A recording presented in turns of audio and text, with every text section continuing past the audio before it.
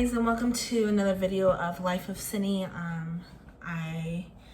Today we're gonna be talking about how this whole virus situation has affected me, my family. But before we get started, I would like you to please like, comment, and subscribe to my video. Give it a big thumbs up. Turn on post notifications so you get notified every time I post a new video. So, where to begin? So when this whole virus started, we had just got back from Texas. Literally about a week after we got back, I got really sick. I got the flu. It was the flu. I got tested and everything. It was the flu. But I was getting a lot of the virus symptoms. Had a high fever, had a sore throat, body aches, chills, all that. The only thing I did not have to a high extent was shortness of breath. I went to the hospital, they checked my lungs, I was fine, everything was good. So that kind of was scary as well, because I literally thought, how did I get this happened the weekend of Valentine's Day. So Valentine's Day was on Friday, I got sick on Sunday. It was crazy. So, and where we went, I was like, oh my gosh, like, did I catch it from somebody here? What happened? But no, it was literally just the flu. So fast forward to now. So we live in California. So California is one of the main states that has the virus. California has one of the big amounts. And where we live in California,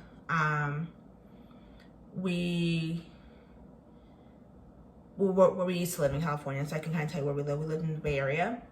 I'm not going to tell you where we live now, but we lived in the Bay Area.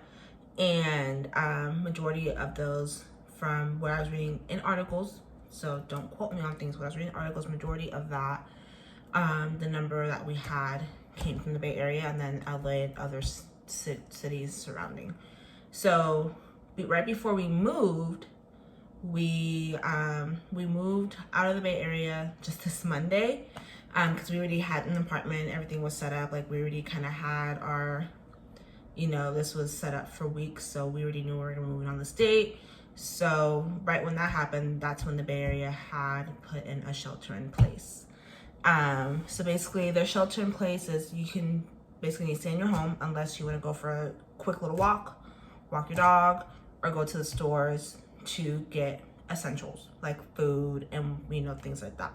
Or if you want to go check on someone that in your family that's elderly, things like that, make sure that they're okay. That's basically what that shelter in place is. So it's not super crazy, but it's still crazy. Like, we went out there yesterday to get the rest of our stuff from our old apartment, and it looked like a ghost town. Like, there was like it looked like basically a weekend. Like, hardly any cars roaming around and things like that. So that's where we're at now. Now where we're currently living, we just got a directive to shelter in place. It's gonna be the same as the Bay Area, though. We can still go out and get essentials and things like that, but they want us to stay in the home. So at first it was kind of like a recommendation, not a main directive, and they saw that wasn't working, so they had to make it a mandatory directive, like, hey, you need to stay at home. If not, there could be repercussions if you're not going out for essentials.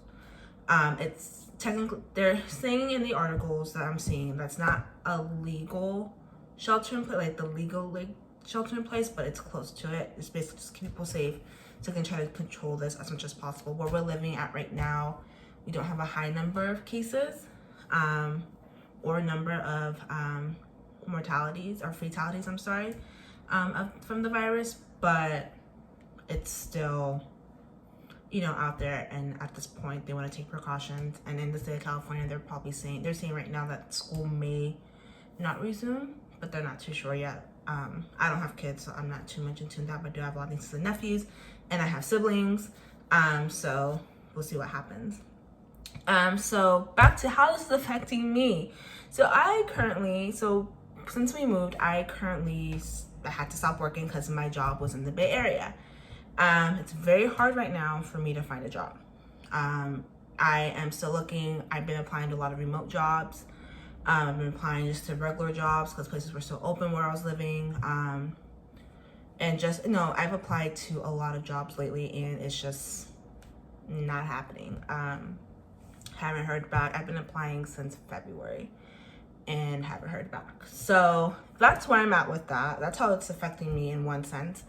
Another sense is we did have a lot of things planned, a lot of trips planned, and for later on in this year. So unless things calm down and we feel comfortable enough to fly, that's kind of ruined for us as well.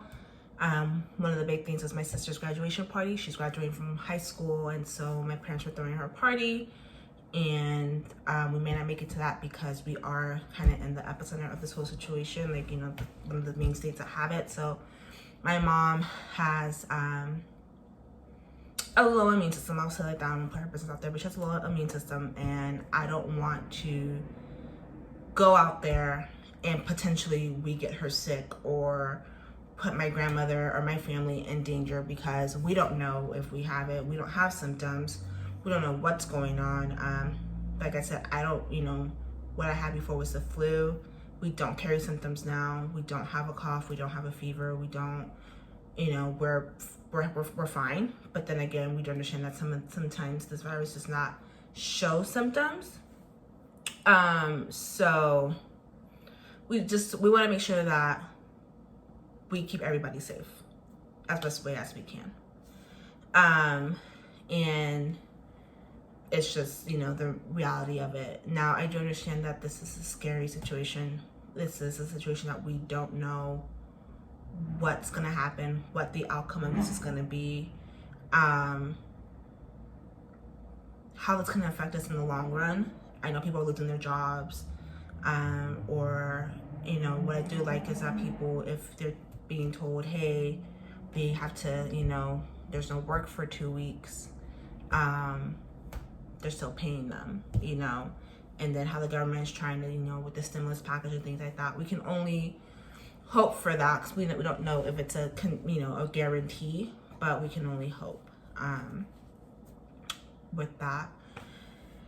So because of that, you'll see me vlogging a lot more because I'm going to be stuck in the house. So there's going to be a million different things that I have planned to do as we stay in the house as much as possible, because me and my fiance both have asthma, and I have a condition where if I'm around people who are sick, it affects my heart and it hurts really bad.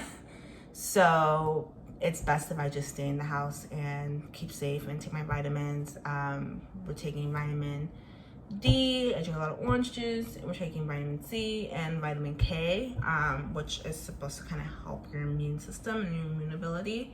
For us, don't quote me on it, this is just what we personally use. I'm not promoting anything, it's just to tell you how I'm kind of easing my mind on things, because I do deal with anxiety and depression, and this type of stuff can mess with your anxiety. It can mess with your inner thoughts, and you don't know what the outcome is. You don't know what the next thing's gonna happen. You just don't know, because at this point, this is an inevitable situation that we cannot control. And so it messes with me a lot. But luckily, what has helped me is I actually sit and I read through to really figure out what this is, what is going on, why it's affecting so many people, compare it to other things to kind of give me a peace of mind, and to help me get through this situation as much as possible, as best as possible. Because all I want to do is stay safe. All I want to do is make sure my family's safe and make sure that, we're okay. Me and my fiance, we worry a lot because both of our, all of our parents, our family members, they're older, we worry about them, and they all have some type of health condition that we can't control. So we want to make sure that they're okay. We need to take care of ourselves, and we do the best to take care of ourselves the best way as we can, by making sure that we wash your hands, carry hand sanitizer. I know hand sanitizer is scarce, but wash your hands, soap and water, 20 seconds. You will see me sing the happy birthday song. Just make sure I wash my hands right, you know, make sure I'm doing whatever I personally can to prevent myself and my family from getting this virus, and to stay clean, and just make sure, you know, if in your home still, you know, clean your cabinets, clean your counters. Just, you know, once we moved in here, I was cleaning away. Just do whatever you possibly can to make sure that you stay healthy, you stay okay, and, you know, just follow what, you know, what the CDC and the WHO are saying. You know, don't go and be around a whole bunch of people, you know, or don't, you know, put yourself in those predicaments. Don't try to, you know, go out and do things. Like, it's, keep it intimate, keep it small, to keep yourself safe. And please, please, please, I don't know where you live. I know some places are shutting down things, but if your area is not shutting down grocery stores, please don't take all the food. Like, there are people that something that they only can eat are eggs or milk and things like that, and toilet paper, and, you know, the essential. I get it. Like, if you're in the state of California, like, come on, we're still allowed to go out and get the essentials. So please don't hoard things, because at the end of the day, like, we need to make sure that there's enough to go around. Like, we went to the store and there's a lot of things that we could have got in abundance, but we thought, you know what, it's just two of us. We don't need all this stuff. We only need what we know we're going to be eating on a daily basis, or what can help us get to, you know, get us through this. And, you know, my heart goes out to all the families who do have big families and can't get all that they need because of this whole situation. It's become a little bit difficult for you to feed your family, or had to, you know, ration it differently because you don't have enough to go around for everyone to eat comfortably. You know, if you don't need baby wipes, don't buy baby wipes. If you have already 10 cases of water, don't buy more. You know, like, if you see at a store that there's a water filter, buy that instead, so you can still, you know, so there's enough to go around, because that's exactly what we're doing. We just want to make sure that everyone has what they need and is okay. And that's all that, you know, we can ask for. As long as there's enough for us to buy, that's all we can ask for. And we just want to make sure that I know everyone's panicking and in a panic, and sometimes messages aren't relayed properly the way that they should, to keep us out of these panics. But let's just, you know, work together to make this easier for each other, and to stay strong, you know, as Americans, and as, you know, a world. Like, we just need to, you know, I know it's tough, and I know it's rough, and I know it's scary because we don't know what happens, but we just have to make sure that we stay positive, and we continue to just surround ourselves by loved ones, Netflix and chill all day, you know, catch up on shows, binge watch. For all you guys that work from home, I know it can get a little crazy. I sometimes had to work from home when I was sick at my previous job. They were like, hey, can you work from home? I know it can get boring, or it can get kind of distracting, but hey, at least you're still collecting that paycheck. At least you're still getting that money. At least you're still, you know, doing what you need to do to make sure that you are still able to provide for your family as the situation goes along. I am lucky that my fiance has a job. It's a remote position, so it doesn't affect us as much, because he's still able to support our little family. But it does get rough, and I'm sorry I'm getting emotional. It does get rough because, you know, I want to also be able to provide as well, but, you know, we're at a time where it's a little bit more difficult to do so. But I am more than blessed to have someone that can help our little family through this financially, and emotionally, because I've had breakdowns because of this, because it's very scary, and it scares me because, you know, my mom, she is sick, and I don't want this to affect her to where her body can't fight this off, or my grandparents, or even his parents. It's very scary, but all we can do is be optimistic and think positive, and know that we're gonna get through this as a country, and we're gonna get through this as individuals, and that we're gonna be okay. That we're gonna be okay. And that's all that we can do. That's all that we can think about. That's all that we can, you know, hope for. And I'm sorry we got a little deep, but I just want everyone to know that it's gonna, you know, we just have to stick together and make it through, and it's gonna be okay. And my heart goes out to everyone or anyone who has lost a family member due to this. You know, it's a very unfortunate event, and I wish you my condolences, because this is, you know, it's a very tough time. But we're gonna get through this, and it's gonna be, you know, we're gonna look back on this and be like, dang, that was a tough year, but you know what, we got through it and we made it through, and we can only push forward from there. So please guys, if you feel any symptoms or anything like that, I know these tests are scarce at the moment because it's just not enough to go around, but if your area has a drive-through, go get tested. You know, make sure that, keep yourself safe, keep your mind sane to know that, hey, I got tested, I'm good, or hey, I have a symptom and I might have this, but you know what, I'm gonna fight it and I'm gonna be all right. And just take your proper precautions. So yeah. So I'm gonna end this right here, and I will be posting a lot more since I have a lot more time.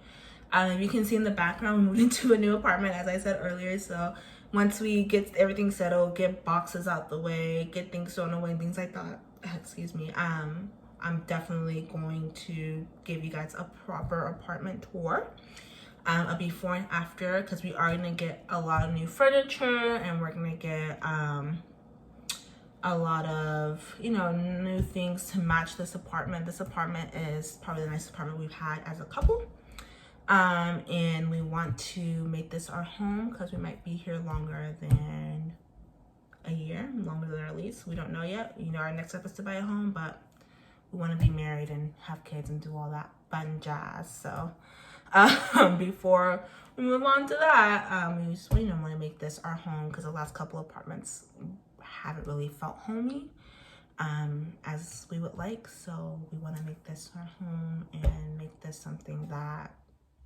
you know, we can come home to, like, oh, we're home. So yeah, so I want to thank you guys again for watching. Please don't forget to like, comment, and subscribe to this video. Give it a big thumbs up, turn your post notifications so that every time I post a new video, you get notified. Thank you again, and I hope to see you guys.